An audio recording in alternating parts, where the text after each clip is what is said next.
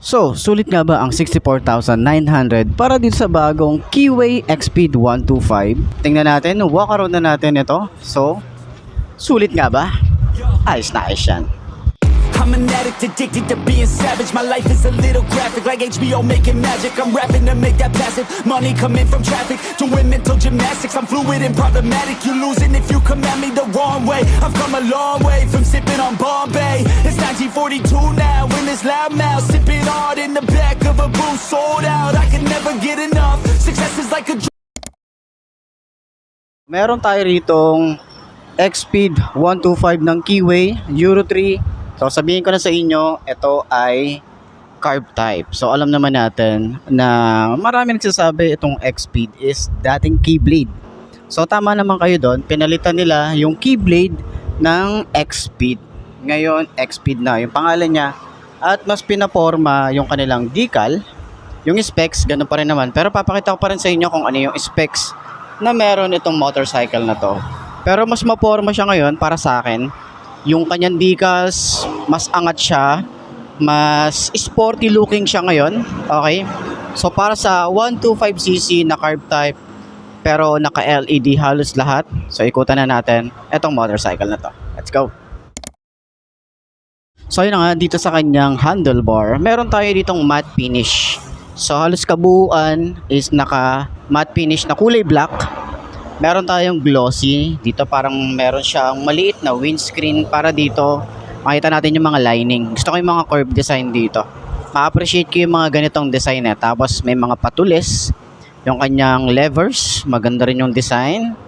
Yan, same lang din yung design niya. Pero sana dito, nag-upgrade sila rito na magdagdag sila ng brake lock. Para kahit sabihin nila na carb type to, 'di ba? May mga upgrade na paunti-unti. Sana meron siyang brake lock dito. Ano yun, malaking tulong kasi yon sa simpleng bagay na yon or yung features na yon is para dun sa mga alanganing lugar, di ba? So pagbaba natin, meron tayo rito, makikita natin yung mga curve design din dito, may mga patulis din to, yung kanilang logo para sa Keyway. Meron tayong open part dito para pasukan nung airflow niya. So yung decals, meron tayo rito ang Xpeed, yung design ng font is maganda para talaga siyang yung speed, alam niyo yung design ng speed. Tapos yung pinaka background niya is neon green. Same lang din dito sa side. And then dito sa may side. Yung Xpeed niya. And then nandito yung 125. Ayan. So para sa kanyang signal light, nandito sa side. So kita yan sa harap at side view. Then LED na rin yan. Yung kanyang park light LED. Meron tayo ritong futuristic pa rin. Yung ating datingan. Para dito sa kanyang headlight. Split type siya. Then yung high and low. Meron tayo ritong park light, LED rin yan. So maganda yung design para dito. Then dito rin sa side. And syempre meron tayong maganda at flexible na front fender. Meron tayo ritong parang carbon fiber finish. Pero hindi naman siya ganun ka carbon fiber, no? Mukha lang siyang carbon fiber. And meron tayong reflector, side by side naman yan. Naka-telescopic fork tayo rito. Matte finish na kulay gray. Naka-mugs din tayo rito. So ito ay tube type, pero pwede nyo na tong pa-tubeless kahit yung stock tires nya. Yung stock tires nya is Yuanshin yung brand. Yung size dito ay 70-90 by 14. So dito naman sa side, meron tayo ritong single disc brake, naka dual pad caliper tayo rito, at kulay gold, ganda ng finish. Dito sa side view, pansin natin yung aggressive eh. Yung forma, ang ganda eh, 'di ba?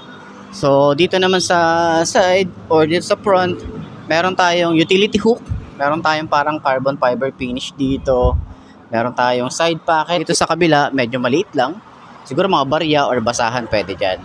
Dito naman meron tayong malalim din na side pocket, pero wala siyang USB port dito. So sana mag-additional sila ng USB port dito para lang sa sa mga rider na gumagamit everyday, na kailangan nilang gawin pampasada to, 'di ba? Pwede naman to.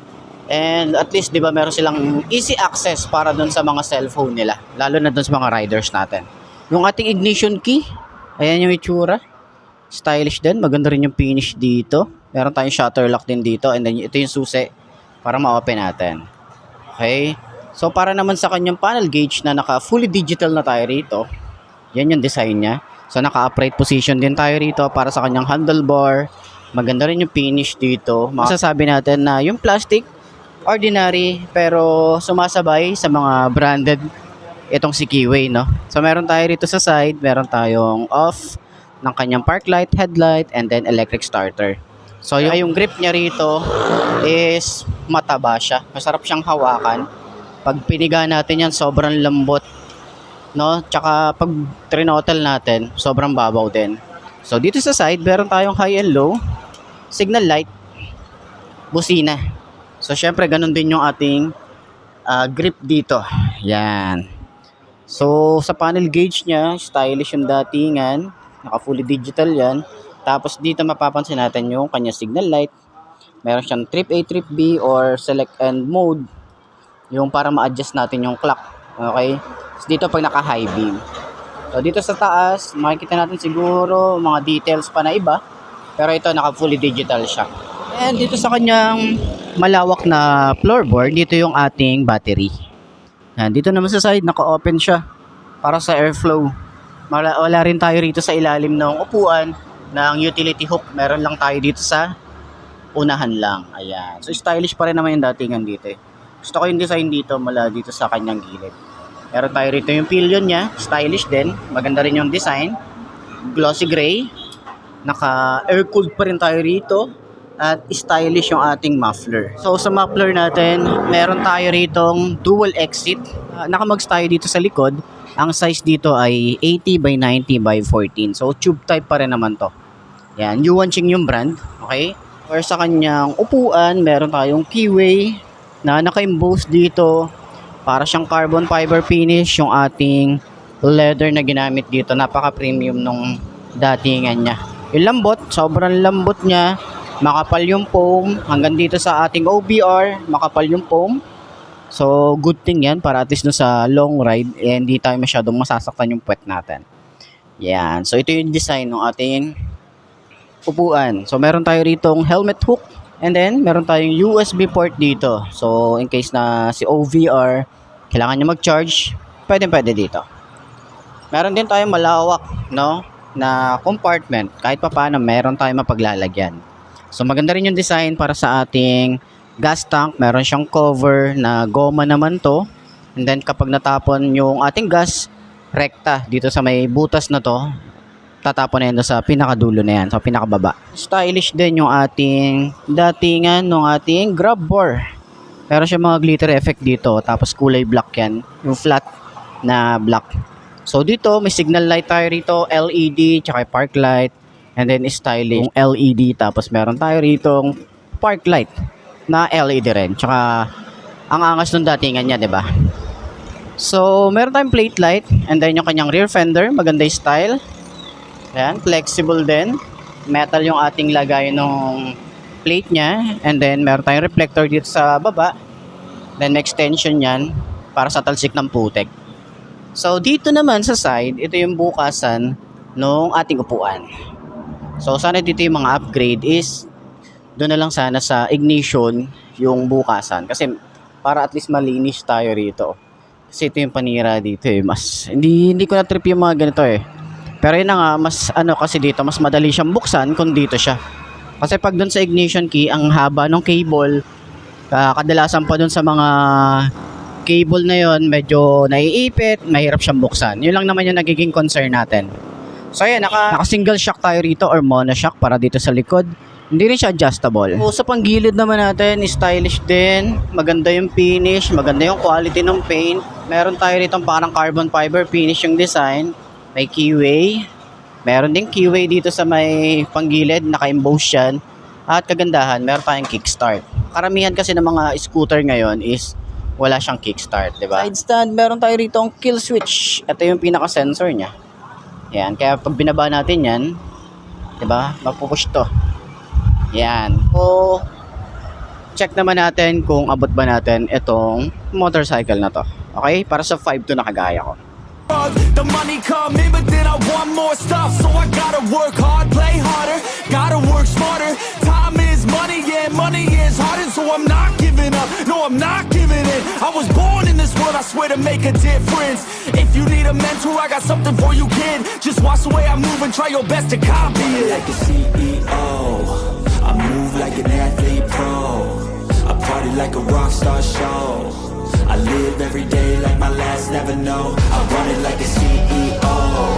I move like an athlete pro. I party like a rock star show. I live every day like my last, never know. I run it like a CEO. Okay, ayan. Side stand natin. Check natin kung abot natin. Oh, yeah. So, ayan.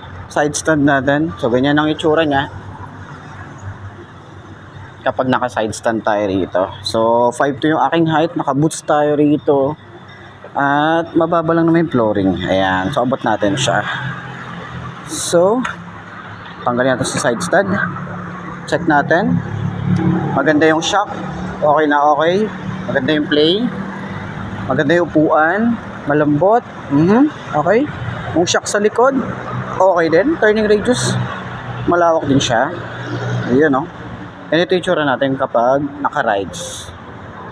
Yan. Diba? Ayos na ayos to. Napakagaan din ng motorcycle. Madali yung maneuver. Sa singit-singit, pwede to. Diba? So, para doon sa lahat ng mga gustong kumuha, puntahan nyo na lang dito. Malapit sa may along highway lang naman to. Dito sa may Mitsukushi. San Rafael branch para sa mga gustong kumuha nito. At yung price, pinakita ko naman na yung price. Yung specs, pinakita ko na rin naman. So, puntahan nyo na lang dito para sa mga mag-i-inquire. Tapos nandyan din yung contact number nila. So, ayun na nga. Pwede ito sa mga beginner na gustong magkamotor. Pwede sa babae, sa lalaki na same height ko. Okay? So, murang-mura lang para sa 125cc. Abot na abot kaya. Okay? Ayos na ayos yan. So yun na mga best, no? Ito na ba ang motor na babagi sa'yo? Kung ito na nga ay marka mo na yan at mag-subscribe ka na sa aking YouTube channel, i-click mo na rin yung notification bell para updated ka sa lahat ng videos na upload natin. Dito araw-araw sa laging tatandaan, wala sa brand na motor ang tatagal yan. Hindi na sa pag-aalaga mo yan, tatagal yan, ayos na ayos yan. So kita na lang ulit tayo bukas. I'm Mark D. Ciao. Maraming salamat sa inyo. Bye-bye!